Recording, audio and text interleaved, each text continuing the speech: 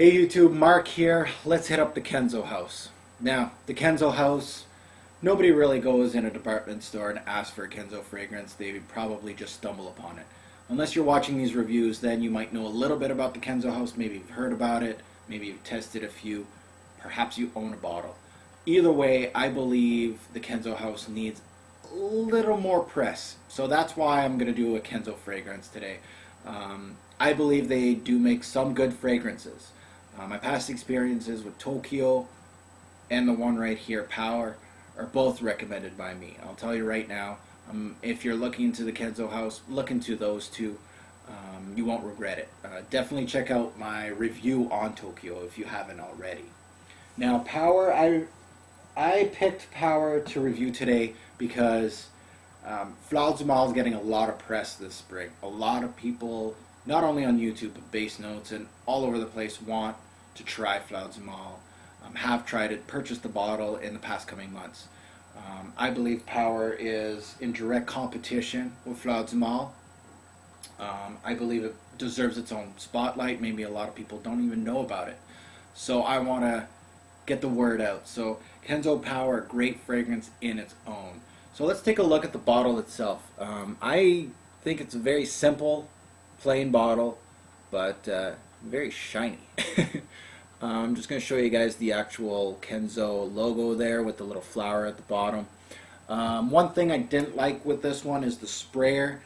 Sometimes it kind of dribbled, if you know what I mean. It wasn't like a good spray. It kind of dribbled out, like a little bit and then a lot and then a little bit.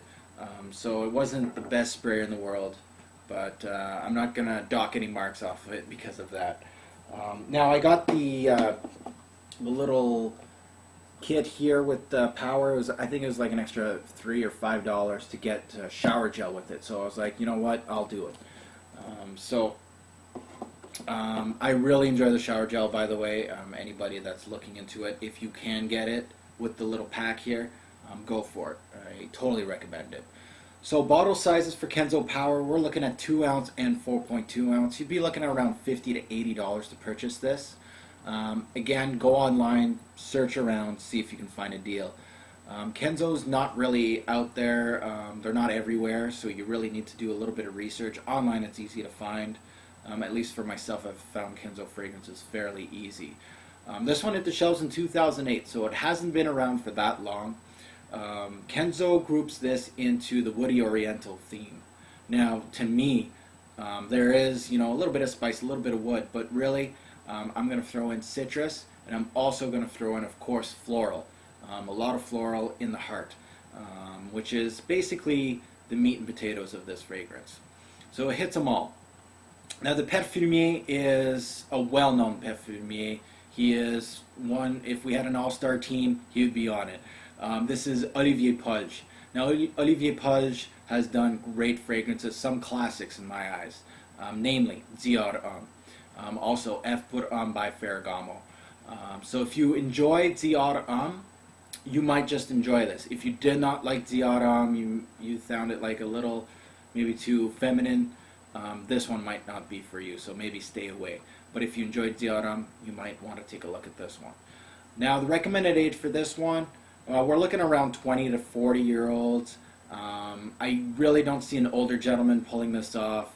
Maybe if you're in your midlife crisis, you're driving a Porsche, and you're really out there, you might actually fit the bill for this. But other than that, I see, a metrosexual 20-year-old wearing this, definitely. Now, how many sprays and where with this one? I go first guy right on the chest, one on the neck, one on each arm. I'm good to go. Let's go out. 4 sprays. Now the notes. The notes itself, let's dissect it a little bit. Top notes, we got bergamot, coriander, cardamom. The heart, this is flower power right here. Freesia, jasmine, and rose. The base, amber, white musk, and cedarwood. So, Kenzo Power.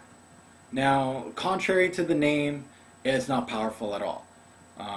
You're not going to see a heavy dose of musk, or you're going to see a heavy dose of woods or spice in this one. The main attraction on this one is the flower. As you can see, the transparent flower, as they call it for Kenzo, is definitely center stage. Now, this is, as of all Olivier Pulge's fragrances, it's very well constructed. When I say that, it's nicely balanced. Now, of course, the flowers take center stage, but you're going to feel some musk. You're going to feel a little bit of wood in here and spice. So let's dissect it. Let's take a look at the opening, the heart, and the base. Now, the opening, it's fresh. It starts off fresh, guys. Soft, sweet. So citrusy, bright green. Think about that. Mixed with some spice in there. I almost get like a creamsicle feel to it because it's kind of creamy.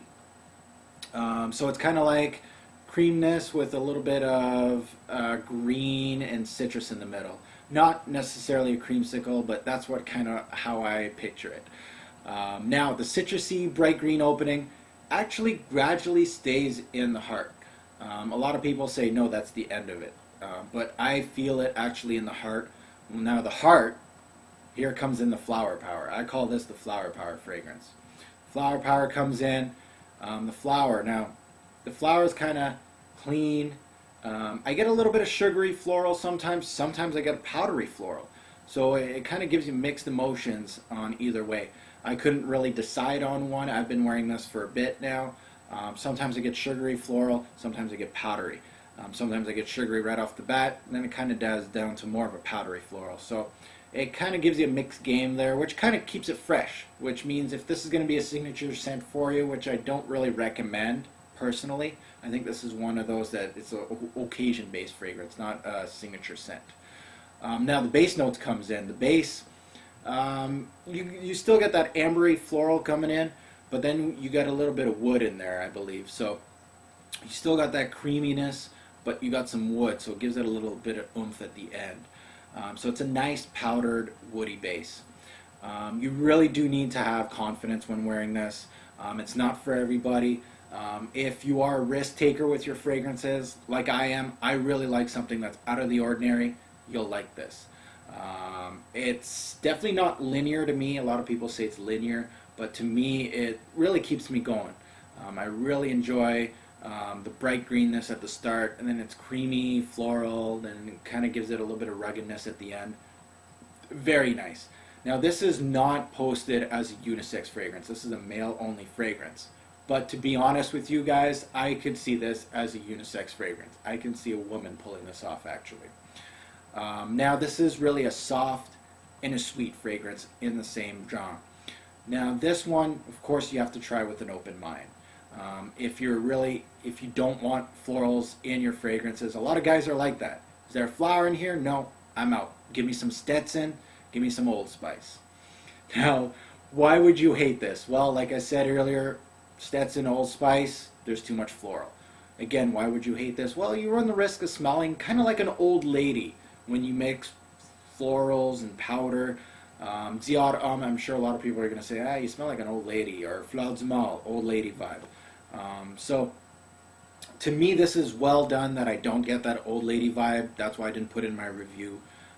There's not that much powder to make it like a baby powder, old lady vibe, but some people might get that.